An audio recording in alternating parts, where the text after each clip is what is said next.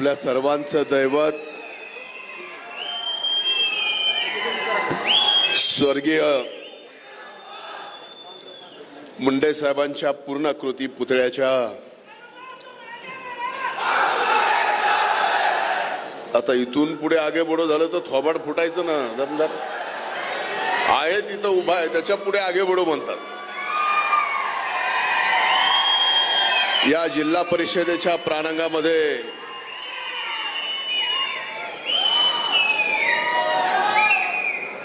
आज स्वर्गीय मुंडे साहेबांच्या पुतळ्याच्या या अनावरण कार्यक्रमासाठी इथं उपस्थित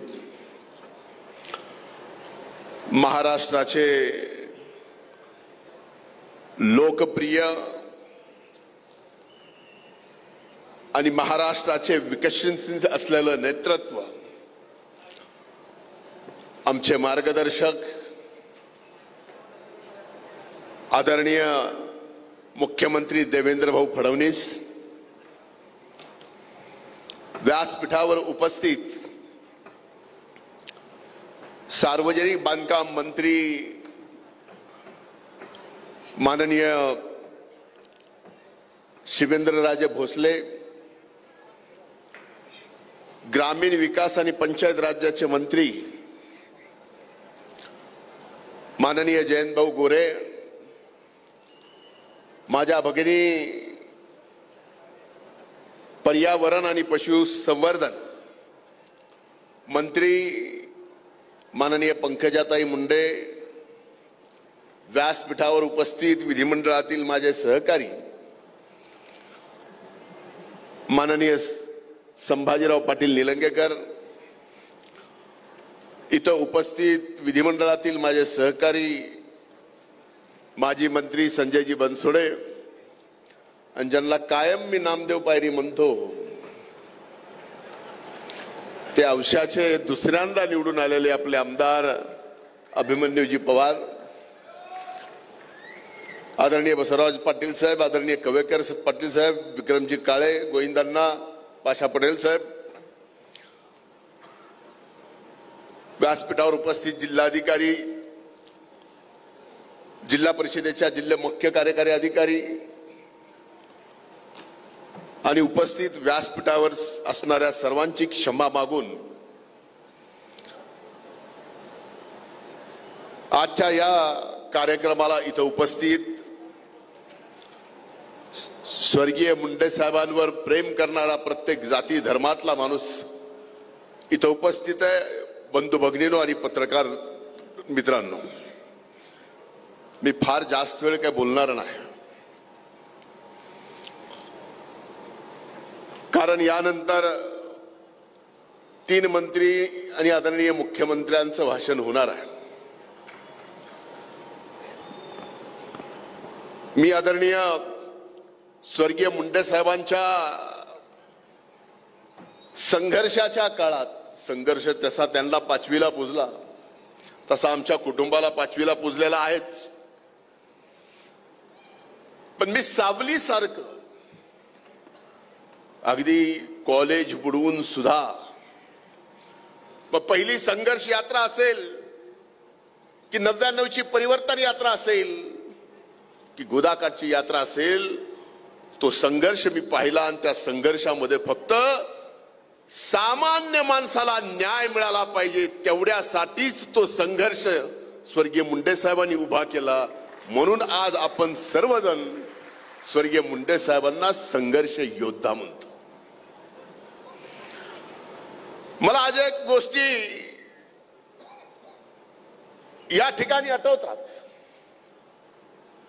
त्यातली एक गोष्ट मात्र निश्चितपणाने मी सांगेल की ज्या वेळेस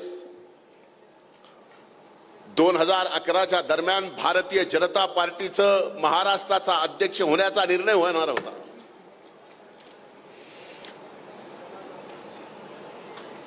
आणि तो निर्णय कुणाला करायचं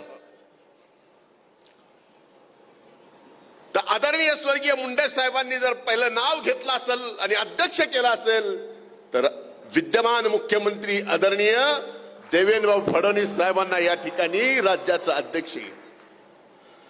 उभा महाराष्ट्र संघटनेच्या माध्यमातून त्यांनी पालथा केला.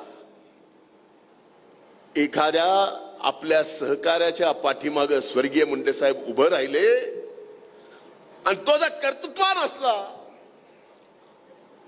तर तोही राज्याचा मुख्यमंत्री होऊ शकतो. हे देवेंद्र भाऊंनी या ठिकाणी स्वर्गीय मुंडे साहेबांच्या मनातलं स्वप्न पूर्ण केलं.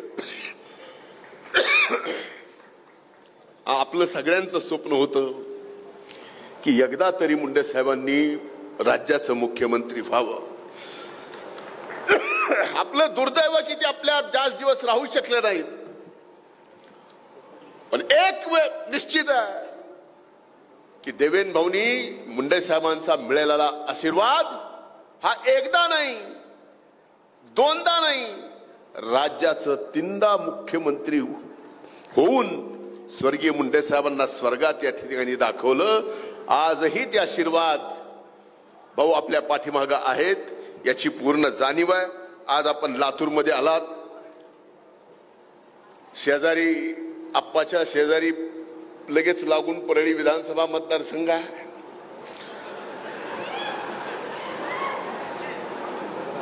त्यामुळं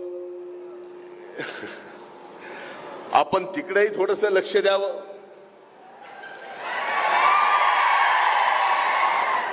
कारण ताईंना पर्यावरण आणि पशुसंवर्धन दिलं. आता गायी आणाव्यात तरी किती. आणि पर्यावरणाच्या बाबतीमध्ये जेवढी कामं होणार आहेत ती होतीलच. पण बाजूला जे दोन माणसं बसलेत ना भाऊ आपल्या, तुमच्या डाव्या बाजूला राजे बसलेत. आणि राजाचं मन कसं मोठं असतं, ते मोठं मन आपण इकडे दाखवावं. आणि तिकडं जयंतराव गोरे साहेब बसले. तुमच्याशिवाय आमचा वाडी वस्ती तंडा आणि गाव सुधारणार नाही. हे दोन माणसं बसलेत, त्यामुळे स्वाभाविकच आहे. आणि आपण स्वतः राज्याचे मुख्यमंत्री म्हणून इथं आहात. मी मनापासून या मराठवाड्याच्या मातीत आपलं स्वागत करतो. आणि भाऊ एवढंच सांगतो, अधिकचं लक्ष दिल्यानंतर इथं सुद्धा आपण जे व्हायचं ते करून दाखवलंय. पण पुढे सुद्धा होत्याचं नव्हतं आपण करून दाखवाल एवढीच अपेक्षा आहे. स्वर्गीय मुंडे साहेबांचा संघर्ष अनेक जणांसोबत त्यांचा वारसा इथं बसलेला आहे. प्रत्येकांचा तो वारसा आहे. पंकजाताईंनाही वारसा आहे, तुम्हालाही आहे, मलाही आहे. हा वारसा जो आहे घेतला वसा टाकायचा नाही. आणि तो वसा स्वर्गीय मुंडे साहेबांनी फक्त सामान्य माणसाच्या विकासासाठी घेतला होता. आणि तो आपण सर्वांनी पुढे चालवावा. आपण एवढा भव्य कार्यक्रम घेतला त्याबद्दल आपले मी मनस्वी आभार मानतो. इथंच थांबतो. खूप खूप धन्यवाद. जय हिंद, जय महाराष्ट्र.